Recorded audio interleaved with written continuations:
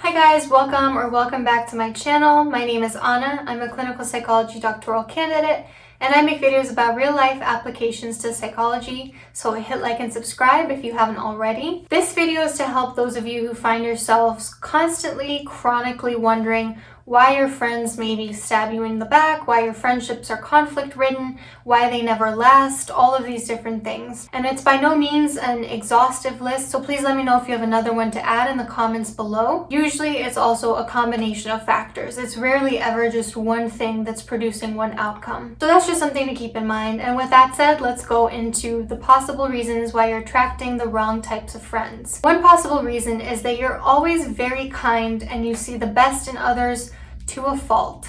So this is when red flags kind of get dismissed and you tend to make excuses for people like he's had a hard life, her mom is sick, he didn't mean it, she didn't know about that, and so on. Like for example, let's say your friend has anger problems and lashes out at everyone from your friend group, but you don't bring it up or hold them accountable because his parents are going through divorce. Of course he's angry. We should generally keep track of red, yellow, and green flags of every single person, not systematically or like dehumanizingly, but we should at least make mental notes of these things to keep track of whether we need to shed someone from our life or not, and also to keep track of who we should be thankful for, who we should express more appreciation towards, who we can learn from. So how do you fix this if this is the case? You start to take note of their behavior in all of its red, yellow, and green flags. Write it down if you have to. Check my video on red, yellow, and green flags if you are interested in this specifically. It's more specific to romantic partners, but I'd argue most of it applies to friends too. The second reason why you're maybe attracting the wrong type of friends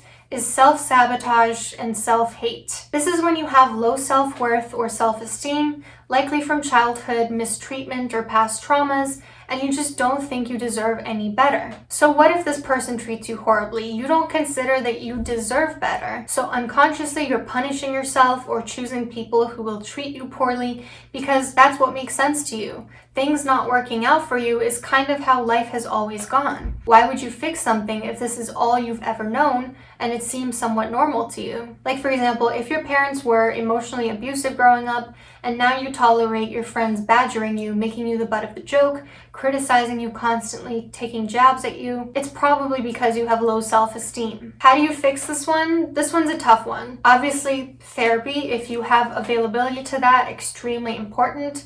Also, I love the videos on the Women of Impact channel. They have several there on self-sabotage and learning to love yourself. Really get into the mindset that you deserve respect. If this were a loved one being treated this way, what would you advise them to do? Ask yourself that and then implement it. Similarly, you may be trying to fix a past trauma. We tend to do this sometimes. When we have a relational trauma, we try to recreate it and change its outcome. Like for example, if your mom was narcissistic and treated you horribly, you may be attracted to narcissistic partners, hoping that this time you'll fix the trajectory, you'll win, you'll be the one to emerge victorious, you'll heal, you'll stand up for yourself, you'll handle it better than last time. So how do you fix this one? Also therapy, and also realizing that the only way to rewrite history is to choose a different path. One that works better for you. No, you will not emerge victorious this time. The same exact thing is going to happen. You're not going to win by just surrounding yourself with bullies and trying to stand up to them. You're only going to emerge victorious if you surround yourself with more supportive people who will empower you. Another reason why you could be attracting the wrong types of friends is poor boundaries.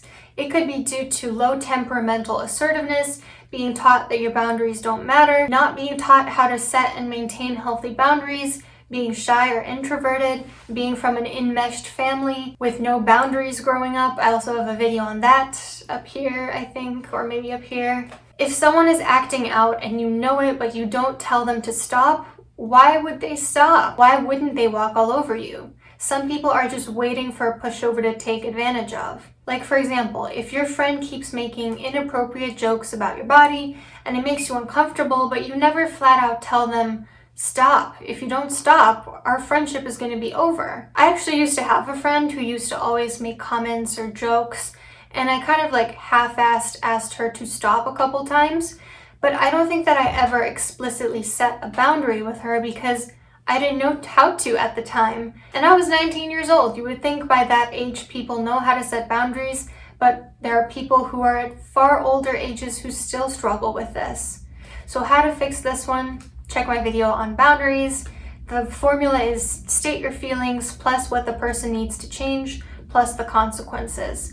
I also have a newer video on boundaries, which is talking more about just the benefit of saying to someone, it would mean a lot to me if you didn't do this, because that can also be a form of setting a boundary. It might not be as effective in getting your needs met, but it speaks volumes about how much that person respects you. Another reason why you might be attracting the wrong type of friends is maybe you have a very high tolerance threshold. Everyone has a different threshold for what they're willing to tolerate. And especially for people in abusive relationships, sometimes they're willing to tolerate so much that they don't leave until the other person does something truly horrific. Not always. There are a lot of factors involved in abuse. But let's say, for example, if someone takes a jab at you, you say nothing.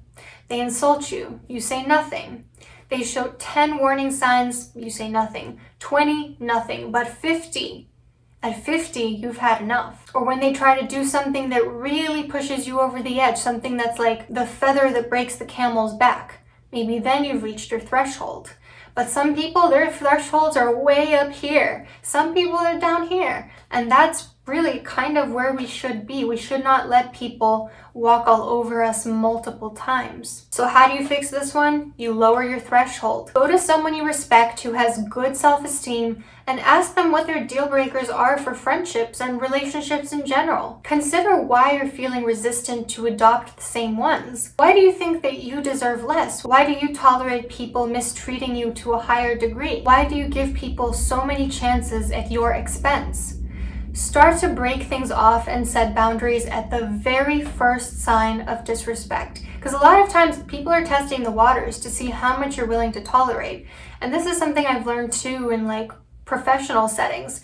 If someone is testing you and you don't say anything, at some point they're going to think they don't need to stop. So at some point, if you defend yourself but it's too far down the line, they might be caught off guard, or they might be even angrier because you gave them the message that it was okay to treat you this way. And another reason, identity struggles. Maybe you're just trying to find yourself with the wrong crowd. If you don't know who you are, then how will you know where you belong? If you don't know what your morals are, how are you trying to decide if someone's acting in an immoral way? Like, for example, let's say you haven't really figured out yet that you really value kindness.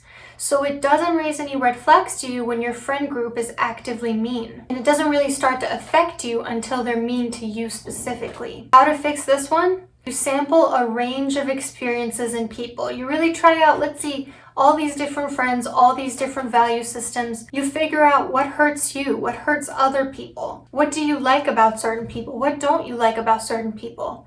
Make a tentative list of your values and see how the people in your life match up against it. Another possible reason why you're attracting the wrong type of friends, maybe you're kind of toxic. There's two things to consider here. First of all, birds of a feather flock together. Maybe you're attracting toxic people because the two of you kind of have similarities in your toxicity, so to speak. The second thing is maybe it's not them who's the problem. A lot of people accuse everyone around them of the very things they're guilty of.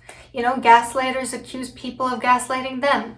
Emotionally abusive people sometimes accuse other people of abusing them. I actually suspect that a lot of the people on narcissism-themed channels, the ones posting these long, drawn-out comments about how everyone in the world is against them, could be narcissists themselves, because to them, everyone is harming them. It is never them to blame. Not to say that if you like to go to these channels, you are a narcissist. Not at all. I think it's quite a small minority, but sometimes I do wonder, what would a narcissist say if they saw such a channel? But it goes to that same principle that when we have a blind spot, when we've been mistreating people, we might not realize it. We might think everyone around us is just giving us a hard time.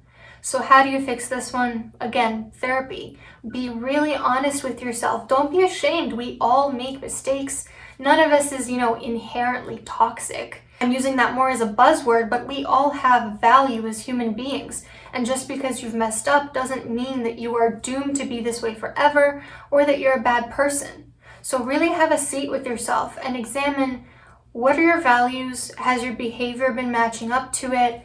are maybe some of the people around you that you thought were toxic, right, in that you were the one mistreating them. And the last possible reason I could think of why someone might be surrounding themselves with poor friends is curiosity about the train wreck. I'm not using the word train wreck in a stigmatizing sense of the word, but actually when you see a train crashing and you can't look away because it's not something you want to look at, it's not something nice. But at the same time, you're just mesmerized, you want to know more. Especially I think for people that are interested in psychology, which obviously is you guys.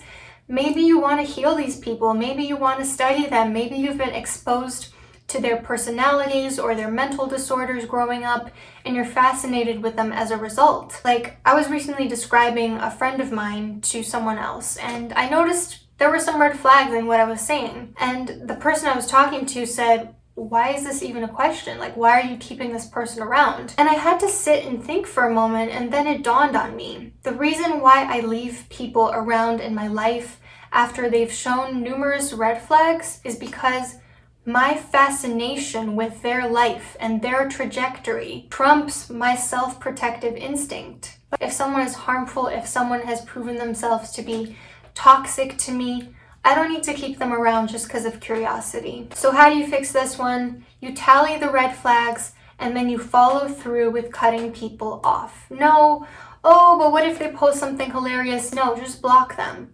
No, but I'm so curious what's going to happen to them. No, just carve them out of your life as soon as you realize they're not good for you. So those are my 2 cents. I really want to know which one you think you are, or if you're a combination of these. So write them down in the comments if you have any idea, or again, if you have an additional one to add to the list. Don't forget to hit like and subscribe, and I'll see you soon.